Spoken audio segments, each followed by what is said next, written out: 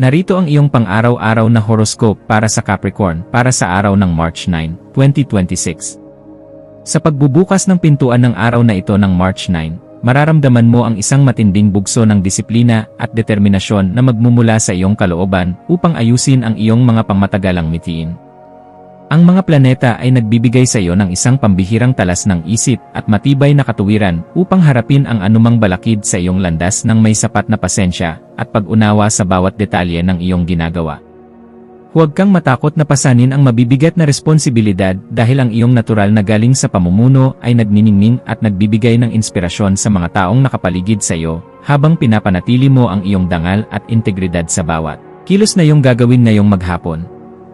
Pagdating sa iyong karera at mga tungkulin sa trabaho, ang petsang ito ay nagdadala ng isang mahalagang pagkakataon kung saan ang iyong husay sa paggawa ng estratehiya at ang iyong dedikasyon sa bawat proyekto ay lubos na mapapansin ng iyong mga nakatataas. Mapapansin nila ang iyong mabusising paraan ng pagtapos sa mga mahihirap na gawain na may kasamang mataas na antas ng kalidad, kaya asahan ang isang positibong balita tungkol sa isang promosyon o isang bagong tungkulin na magpapataas ng iyong antas. Huwag kang mag-atubiling ipakita ang iyong kakayahan sa pag-organisa ng mga komplikadong impormasyon dahil ang iyong talino sa sining ng pamamahala ay sadyang kailangan upang mapanatili ang produktibidad at ang kaayusan sa loob ng inyong buong pangkat sa trabaho sa bawat oras. Sa usaping pananalapi, ang araw na ito ay humihingi ng isang matalinong pagsusuri sa iyong mga nagawang budget upang masiguro na ang bawat bahagi ng iyong kita ay nailalagak sa mga bagay na nagbibigay ng tunay na seguridad sa iyong kinabukasan. Maaaring may lumitaw na oportunidad para sa isang investment na may kinalaman sa mga ari-arian, konstruksyon, o mga proyektong pangmatagalan, ngunit kailangan mong maging mabusisi sa bawat dokumento bago mo ibigay ang iyong buong tiwala.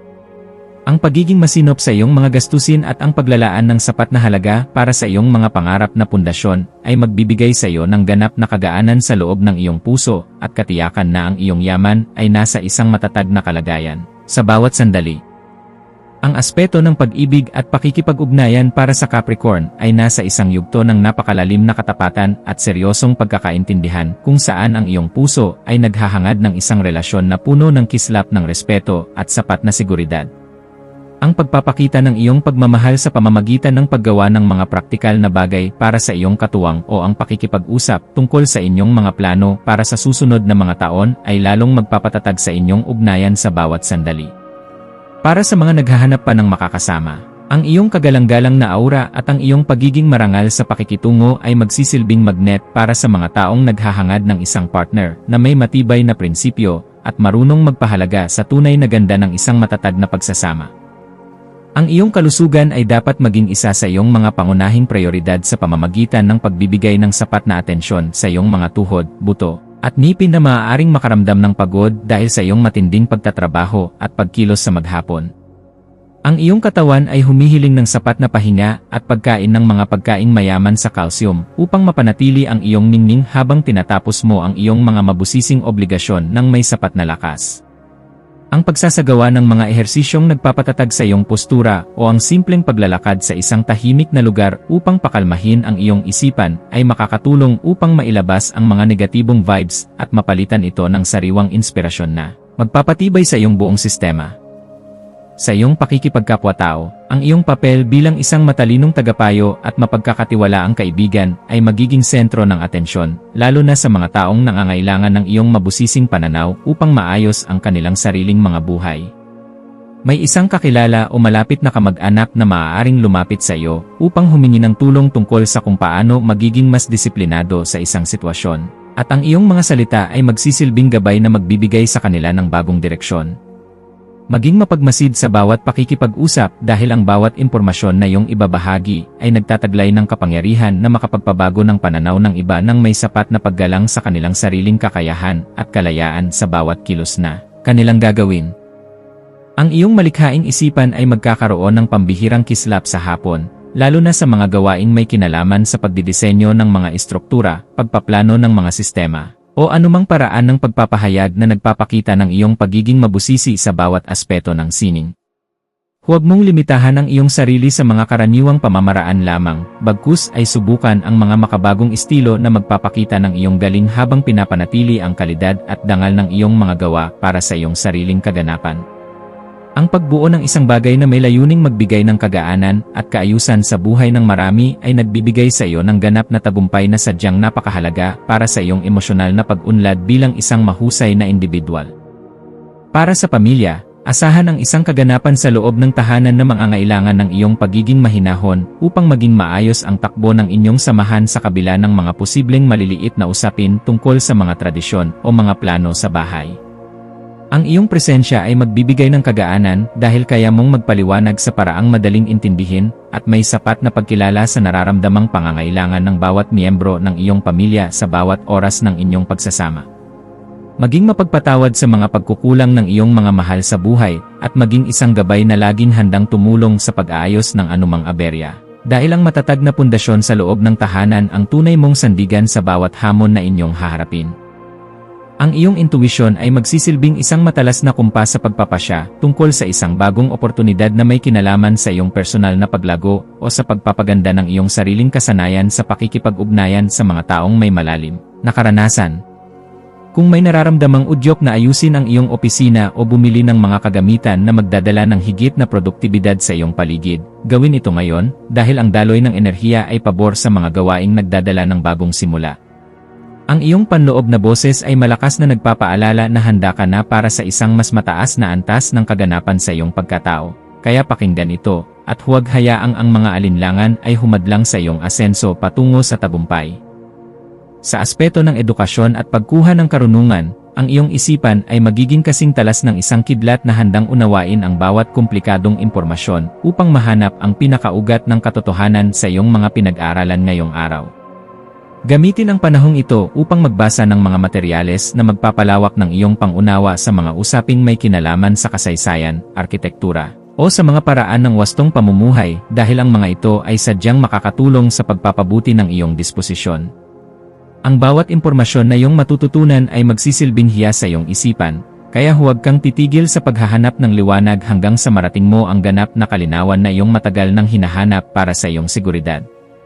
Iwasan ang pagiging masyadong pesimista o pagpapakita ng sobrang lamig ng pakikitungo sa iyong mga kasamahan upang hindi ka makagawa ng pader na maglalayo sa iyo sa mga bagong pagkakataon na maaaring magpabilis sa iyong pag-unlad. Ang pagpapanatili ng isang balanse sa pagitan ng iyong pagiging seryoso at ng iyong pagiging mahinahon sa pakikipaghalubilo ay isang kasanayan na dapat mong pagtuunan ng pansin ngayong araw upang mas lalo kang irespeto ng lahat. Ang pagpili sa kung ano ang nakakabuti sa iyong pangmatagalang mithiin nang hindi isinasakripisyo ang iyong mga prinsipyo ay magbibigay sa iyo ng mas mabilis na resulta at mas malalim na kagalakan sa bawat sandali ng iyong pakikipagsapalaran sa mundong ito. Ang iyong espiritual na aspeto ay nangangailangan din ng pagkalinga sa pamamagitan ng paghahanap ng sandali ng katahimikan sa gitna ng iyong abalang schedule upang muling makakonekta sa iyong panloob na lakas na nagbibigay ng direksyon sa iyong buhay. Ang pagninilay-nilay tungkol sa iyong mga tunay na hangarin ay magbibigay sa iyo ng sagot kung bakit kailangan mong maging matatag at kung paano mo magagamit ang iyong talino para sa kabutihan ng iyong sarili at ng iyong kapwa-tao. Ang pagpapasalamat sa bawat biyaya, maliit man o malaki, na iyong natatanggap ay magbubukas ng pinto para sa mas marami pang milagro. Kaya panatilihin ang iyong integridad at ang iyong pagiging marangal sa lahat ng pagkakataon na ibinibigay sa iyo sa maghapon. Maging mapagmasid sa mga dokumento, email, o mga mensaheng iyong matatanggap ngayong hapon, lalo na ang mga may kinalaman sa iyong mga kontrata o mga legal na usapin sa trabaho. At siguraduhin na naintindihan mo ang bawat detalye bago ka magbigay ng iyong pagsang-ayon. Ang paghingi ng payo sa mga taong may sapat na karanasan o sa iyong mga mentor ay isang matalinong hakbang na dapat mong gawin upang maprotektahan ang iyong mga interes at ang iyong pinaghirapan sa loob ng mahabang panahon.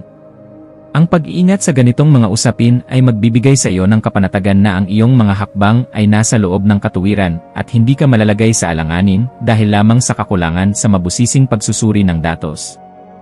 Sa pagdating ng gabi, maglaan ng oras upang ayusin ang iyong kapaligiran at ang iyong isip sa pamamagitan ng paggawa ng mga bagay na nagpapakalma sa iyong sistema gaya ng paggawa ng listahan ng mga pasasalamat o pag-aayos ng iyong mga kagamitan. Ang kaayusan sa iyong kapaligiran ay direktang nakakaapekto sa iyong pakiramdam. Kaya ang pagliligpit ng iyong mga kagamitan at ang pag-aayos ng iyong kwarto ay makakatulong upang maalis ang mga tensyon sa iyong isipan na dulot ng sobrang pagpapakapagod.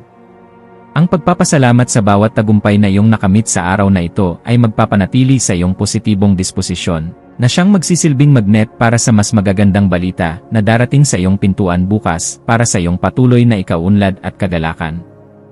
Bilang huling payo para sa iyo, laging tandaan na ang tunay na lakas ay matatagpuan sa pagkakaroon ng isang mapayapang puso na laging handang umunawa sa sarili at sa ibang tao nang may sapat na pagmamahal sa bawat sandali ng iyong pagkilos. Manatiling nakatutok sa iyong sariling landas habang nagpapakita ng malasakit sa mga taong nasa paligid mo, dahil ang kaganapan ng iyong pagkatao ay matatagpuan sa pagbabahagi ng iyong liwanag ng may dangal sa lahat ng pagkakataon na ibinibigay sa iyo. Hayaang ang liwanag ng karunungan ang maging gabay mo sa pagtahak sa daan ng iyong mga adhikain, at maniwala ka na sa bawat pagsusumikap mo na magpakita ng kabutihan, mayroong magandang bukas na naghihintay para sa iyo sa bawat sandali. Ang iyong mga maswerteng numero para sa araw na ito ay 4, 10, at 19. Ang iyong maswerteng kulay ay madilim na tsokolate o uling na sumisimbolo sa katatagan at lalim. At ang maswerteng gawain para sa araw na ito ay ang pag-aayos ng iyong mga resibo, ang mabusising paglilinis ng iyong kagamitan sa trabaho, o ang pagsisimula ng isang bagong paraan ng pag-ipon upang muling mahanap ang iyong kagalakan at sigla sa buhay.